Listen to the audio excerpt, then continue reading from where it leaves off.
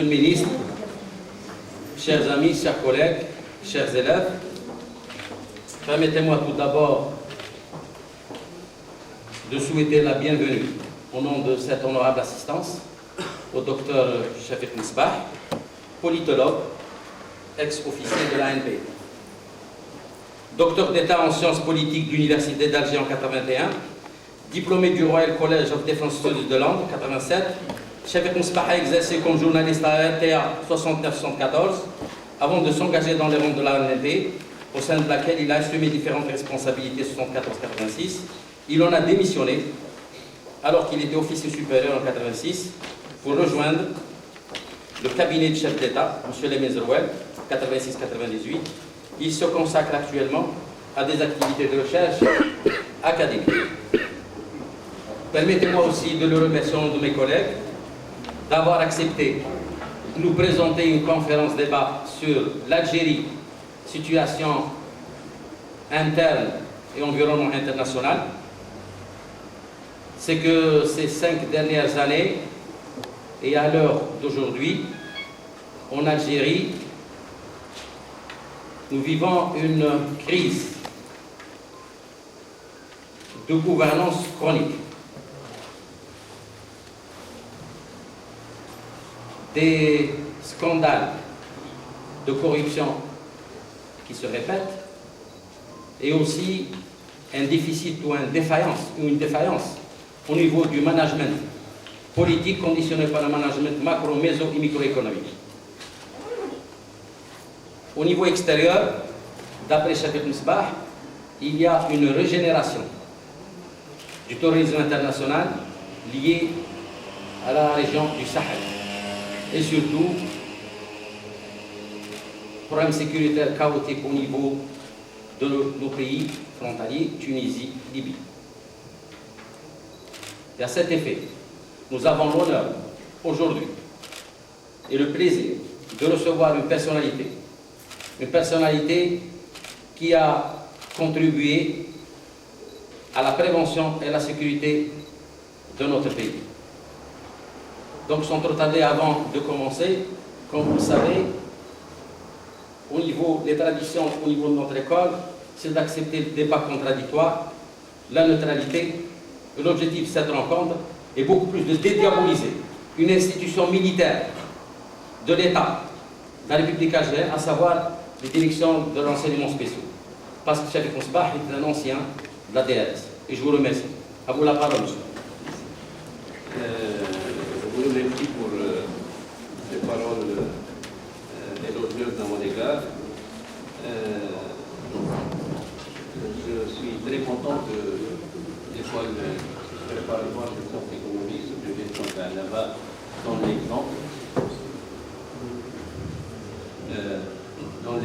Parce que malheureusement, ce type de débat n'existe pas dans les enceintes universitaires à Alger. Et je suis très content qu'une école de l'intérieur du pays, une école universitaire de l'intérieur du pays donne l'exemple.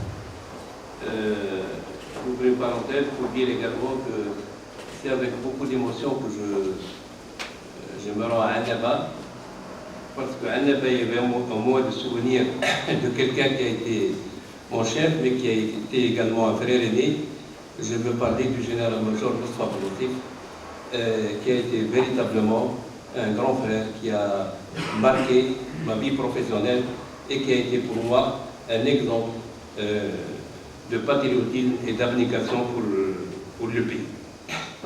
Ceci dit, vous vous rappelez qu'au départ, je voulais faire une conférence sur un thème plus complexe, mais plus attrayant peut-être. C'était, nous avions convenu alors d'un thème qui était la démocratie est-elle un préalable au développement économique. C'est un thème qui m'intéresse depuis fort longtemps et j'ai même été en contact avec le professeur Abarki Hassen, qui est la référence en la matière. Malheureusement, en toute honnêteté, je n'ai pas eu le temps de me préparer et je ne voulais pas énoncer des généralités devant cet auditoire. C'est pour ça que j'ai préféré en revenir à un sujet que, de mon point de vue, je maîtrise un peu mieux, à savoir la situation interne de l'Algérie avec ses répercussions sur son environnement régional et international. Et je dois dire que pour me préparer cette conférence, j'ai consulté un peu tout ce que j'avais écrit sur ces deux aspects depuis fort longtemps. Et en toute honnêteté, j'ai trouvé qu'il y avait peu de choses à changer. Peut-être des variations sur le plan de la conjoncture, sur le plan de la forme, mais la substance, je crois qu'il y a un consensus dans ce que j'ai développé et malheureusement ou heureusement, aujourd'hui, je vais un peu rappeler, beaucoup plus qu'innover, rappeler ce que j'ai déjà développé. Alors, le premier point, je considère que l'Algérie n'est pas sortie de la crise qui a été ouverte depuis 1988. Nous en sommes, en toute honnêteté, presque au point de départ. Et je voudrais signaler que la crise de 1988 n'est pas une crise liée fondamentalement à l'apparition du phénomène religieux islamiste. À mon avis, à l'époque, il y avait une crise du modèle algérien de développement qui en réalité a été enclenchée, une crise enclenchée depuis même la disparition du président Boumediene, à la fois sur le plan politique, sur le plan économique. Et d'autre part, je considère que la montée en puissance du Front islamique du Sali dans les années 80 et 90 a moins été un phénomène de substance exclusivement religieuse qu'un vecteur. Le Front islamique du Sali, de mon point de vue, a été un vecteur de la contestation sociale qui s'était cristallisée et qui portait sur la contestation du système, à la fois sur le plan politique, sur le plan économique, sur le plan social, et j'allais dire peut-être même sur le plan culturel. Cette crise s'était caractérisée essentiellement par une crise de valeurs. Si à l'époque, bien qu'il y ait eu effectivement la baisse du cours du baril avec des répercussions sur les capacités financières de l'État algérien, mais à l'époque, si on avait posé la question aux citoyens algériens, à la population algérienne, sur l'objet essentiel de la contestation du système, cela aurait porté sur les valeurs, c'est-à-dire sur la dégénérescence du système vers des comportements contraires aux traditions d'égalité et de moralité, notamment héritier de la guerre de libération nationale, et que donc cela a été essentiellement une contestation portant sur les valeurs, sur une crise de valeurs.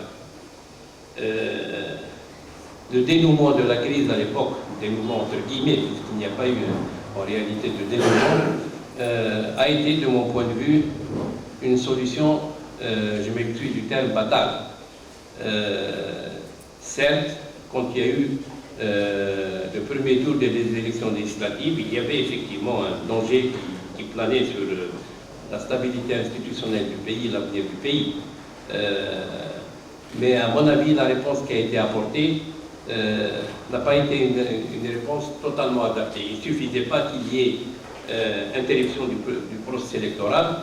Il aurait fallu que l'armée, sans fausse pudeur, propose un projet politique alternatif. Malheureusement, cela n'a pas été le cas. Je considère en effet que les chefs militaires en 92 ont péché par manque de perspicacité. Ils s'en sont tenus à la seule menace physique que représentait le fils, qui a dégénéré effectivement au groupuscule terroriste par la suite, mais ils ont occulté l'état général des lieux avec l'obligation de transformation d'un système frappé d'obsolescence. Certes, rien ne préparait ces chefs militaires à assumer cette tâche complexe. Était-il fondé pour autant à céder les leviers de commande à des relais, je dirais des canaux d'intermédiation dans l'ancrage historique, social et politique, était pour le moins contestable. Si l'objectif de la hiérarchie militaire avait considéré à l'époque à faire barrage à la violence nihiliste, tout en proposant un projet national fondateur, sans doute aurait-il été préférable, comme je viens de le dire, que la hiérarchie sans fausse pudeur aboutisse rapidement à un accord de fond avec les forces vives réelles du pays, ou à défaut, exercer temporairement le pouvoir. C'est un point, ce dernier point peut-être va choquer certains de nos amis ici. J'ai eu longuement l'occasion d'en discuter avec le regretté c'est Abdelhamid Mali qui a préfacé mon livre paru en 2009, Problématique Algérie, et nous étions un peu en désaccord parce que lui considérait, d'un point de vue qui considérait moral, éthique, rigide, que la hiérarchie militaire, l'institution militaire d'une manière générale, n'avait pas interféré sur le champ politique. Moi j'ai développé une idée interne et j'ai dit que je n'avais pas de complexe vis-à-vis de la question et que même des pays occidentaux, lorsque leur pays était en danger, foutaient bien ce principe à leurs pieds, et que l'essentiel, c'est que l'institution militaire ne s'accapare pas du pouvoir. Mais l'institution militaire étant en dehors des clivages partisans, elle peut, en tant qu'arbitre, à un moment déterminé, réguler le jeu et rendre tout de suite après le pouvoir aux instances légitimes tirant de légitimité du vote populaire.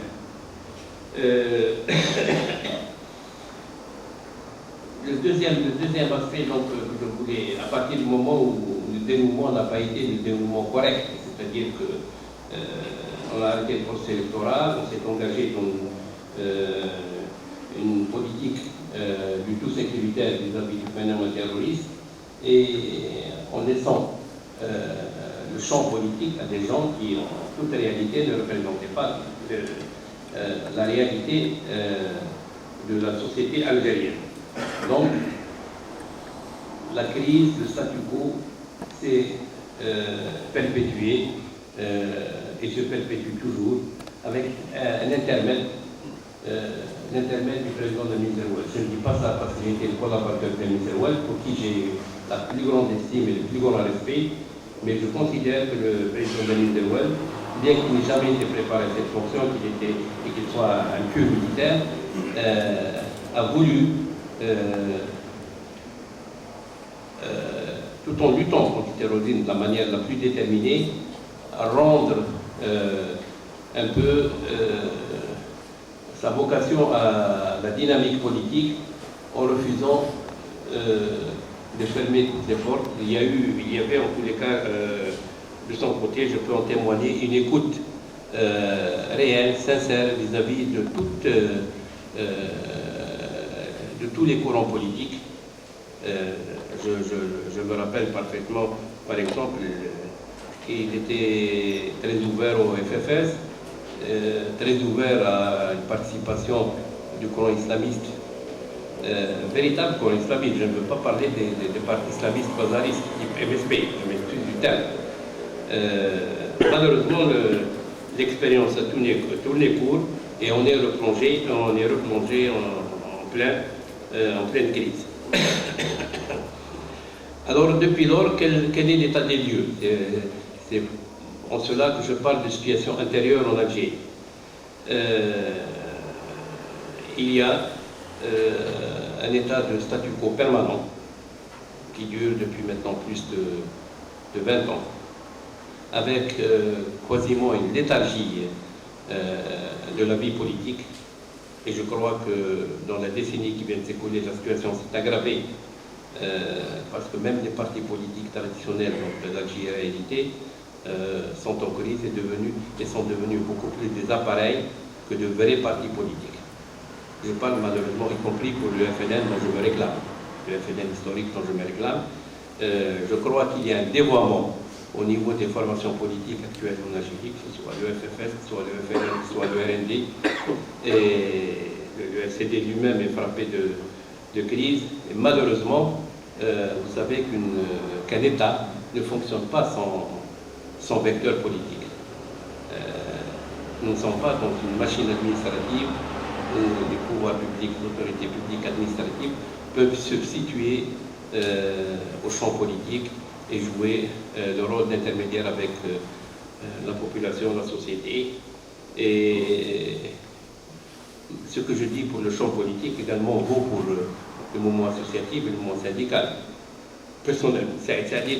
Plutôt Sidi Saïd est un très bon ami, et je lui adresse souvent la remarque. Je lui dis, l'Algérie n'a pas besoin d'une UGTA aux ordres, parce que demain, s'il y a un soulèvement populaire, notamment au niveau de la classe ouvrière, et c'est une perspective qui n'est pas à exclure, l'UGTA n'a absolument aucun pouvoir de contrôle et de canalisation du potentiel de soulèvement qui peut venir donc, du monde ouvrier.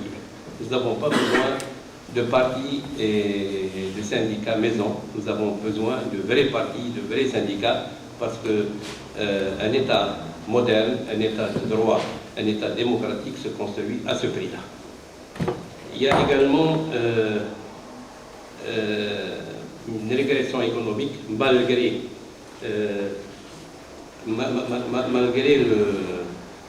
les grandes ressources tirées de la vente du pétrole.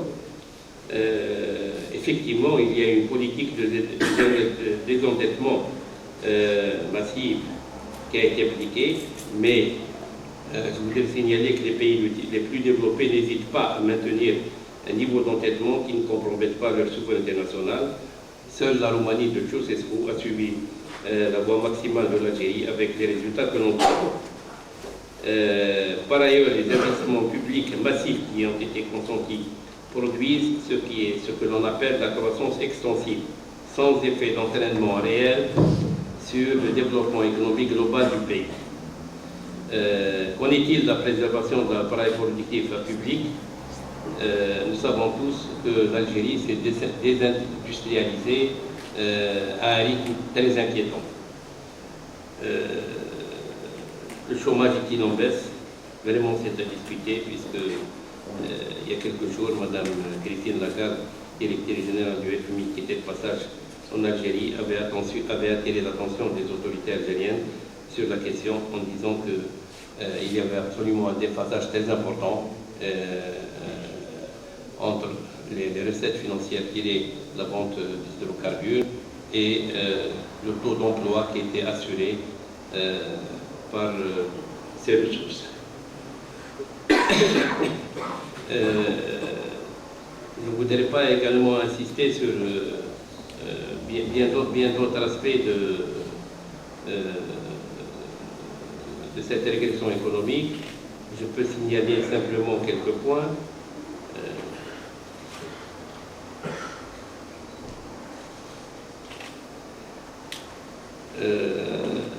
J'ai parlé de la désindustrialisation du pays, puisque nous en sommes à moins de 5% de la part de l'industrie dans le PIB. Je voudrais également évoquer le développement inquiétant de l'informalisation de la structure de l'emploi et de l'économie en général. Donc, je voudrais également signaler l'aggravation du chômage de manière structurelle, avec, malgré la distribution intempestive de la rente pétrolière, creusement des inégalités sociales et paupérisation des couches socialement exposées.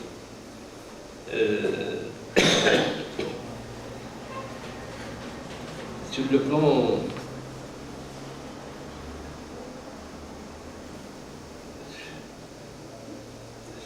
social, nous sommes en présence, c'est lié un peu au tableau économique que je viens d'évoquer, nous sommes en présence de deux sociétés antagoniques en Algérie, mais qui chevauchent l'une à côté de l'autre, mais qui fatalement, à un moment donné, vont se croiser et ce sera l'explosion. Nous avons une société réelle, c'est des laissés pour compte, des classes défavorisées qui peinent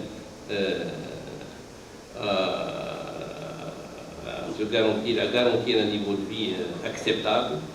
Il suffit d'aller dans le pays profond pour se rendre compte que la manne pétrolière ne profite pas à tout le monde. Mais cette société réelle vit pratiquement en marge de ce que j'appelle par ailleurs la société virtuelle, qu'elle ignore totalement. La société virtuelle, c'est les appareils de l'État, les institutions, et